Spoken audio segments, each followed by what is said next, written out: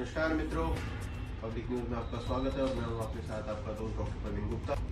आप देखते हैं हम वृंदावन से अक्सर जो है हमारी जो एक संवाददाता है संगीता गुप्ता जी अक्सर रिपोर्टिंग करती रहती हैं और वहां के बारे में आपको बहुत सारी जानकारियां देती रहती हैं। लेकिन उस वृंदावन में जहाँ हर गली में भक्ति बसती हो, जहाँ हर व्यक्ति के मुख में केवल एक ही नाम हो, जय श्री राधे जय बिहारी जी, और ठाकुर जी की महिमा वहां गूंजती हो, वहां एक ऐसी शर्मनाक घटना घटी है जिसने सभी भक्तों का दिल दहला दिया है। श्री बांके बिहारी मंदिर के आसपास भोग प्रसाद नहीं बल्कि मिठाई के नाम पर जहर बेचा जा रहा है, और ये मैं नहीं कह रहा हूं, ये कह रहा है उत्तर प्रदेश का खाद्य विभाग। सोचिए, जिस मिठाई को सभी भक्तजन ठाकुर जी को भोग अर्पित करते हैं, फिर उसे उसी श्रद्धा के साथ अपने घर लेके जाते हैं, अपने मित्रों में, अपने परिवारजनों में, बुजुर्गों में, सभी को जो है प्रसाद रूपेण देते हैं, और उस प्रसाद को सभी लोग बड़ी श्रद्धा के साथ ग्रहण करते हैं और इस बात को मान के ग्रहण करते हैं कि ये ठाकुर जी का आशीर्वाद है। लेकिन वो प्रसाद आज उन्हीं भक्तों को बीमारी दे रहा है, क्योंकि उनके साथ एक धोखा हो चुका है, और वो धोखा होने के बाद बीमार वो व्यक्ति हो रहे हैं और नाम ठाकुर जी का बदनाम हो रहा है। यह सच्चाई उजागर करी है उत्तर प्रदेश के खाद्य विभाग ने, जहां पर उन्होंने स्पष्ट किया कि जो आज मंदिर के आसपास जितनी गलियों में ये जो पेड़ा बेचा जा रहा है वो पेड़ा नहीं है, उसमें जो है मावा ही नहीं है, उस मावे में केमिकल के नाम पे पता नहीं क्या क्या चीजें डाल के घोट घाट के उसको जो है किया जा रहा है। देखिए इस रिपोर्ट को। एक बहुत विषय गंभीर है जिसमें आप लोगों का भी इसमें सामूहिक जनता और भक्तों के लिए और पूरे मथुरा के लिए एक धब्बा मैं मानता हूं।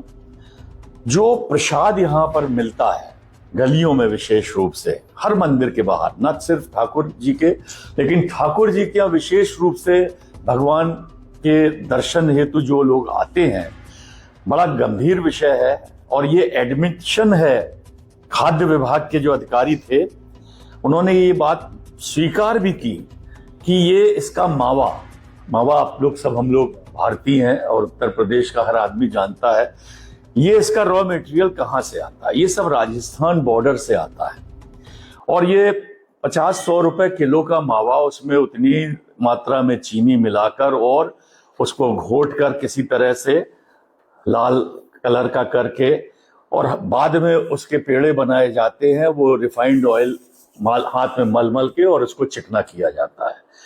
किन केमिकल का मावा बनाने में प्रयोग हो रहा है ये किसी से छुपा नहीं, क्योंकि जब वास्तव में आप मावा खरीदने जाएंगे, खोआ खरीदने जाएंगे, तो 350 से लेके 500 रुपए किलो मिलेगा।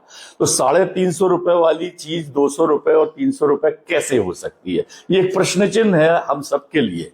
तो इस पे बहुत गंभीरता से विचार किया गया और खाद्य विभाग को अंतिम रूप से अवसर दिया गया कि इस पे तुरंत कार्रवाई, और सिर्फ अखबार की कार्रवाई नहीं, मीडिया की कार्रवाई नहीं, ये वास्तविक कार्रवाई हो, क्योंकि इससे कैंसर, लीवर, किडनी सब जो लोग खाते हैं, बच्चे खाते हैं। सोचिए कितना गंभीर विषय। इस पे आप लोगों से भी अपेक्षा है, कुछ करिए। इसके लिए आप लोग आगे आइए, कुछ करिए प्लीज, हम निवेदन करते कमेटी के लोग। अब देखिए, ये जो मिलावट सामने आई है ये आस्था पर हमला है श्री बांके बिहारी के हर भक्त के स्वास्थ्य पर।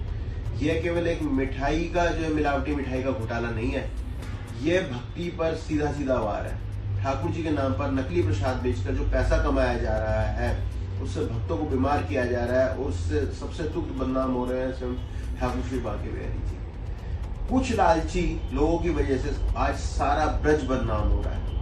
क्या यही है हमारी श्रद्धा? क्या यही है सच्ची सेवा? क्या यही है ठाकुर जी के प्रति हमारे जो आस्था? हो सकता है श्री इंद्रेश जी को यहाँ के इस विषय की जो है मतलब कि कुछ भनक लग गई हो और उन्होंने इस रूप में ये संदेश दिया हो, तो आज उन्होंने इस रूप में एक आग्रह किया है। इस बात को भी हमें जो है समझना चाहिए। अच्छा यह होगा हम प्रख्यात कथावाचक श्री इंद्रेश उपाध्याय जी के उस कथन को सुने, जो वो इस रूप में बता रहे हैं कि ठाकुर जी जब हम अपने घर से कोई भोग प्रसाद बना के लेके जाते हैं तो उसको लपक कर ग्रहण करते हैं। तो अच्छा ही रहेगा इस जहर को हम ठाकुर जी को भी भोग ना लगाएं और अपने परिवारजनों मित्रों को भी ना दें।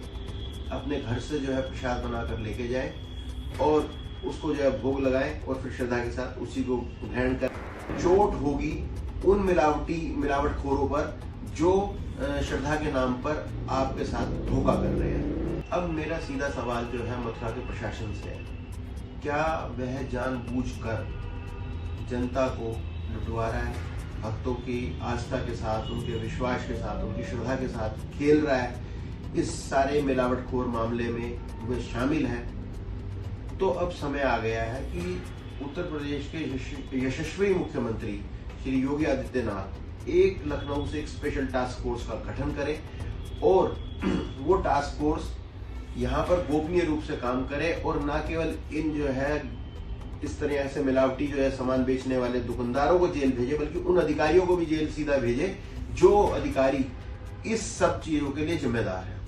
अगर अब भी कार्रवाई नहीं होती तो ये माना जाएगा सरकार ने इस सब मामले को लेकर आंखें मूंद रखी हैं और वो आस्था और विश्वास की इस हत्या में शामिल है, क्योंकि ठाकुर जी के नाम पर व्यापार नहीं सेवा होनी चाहिए। जय श्री राधे।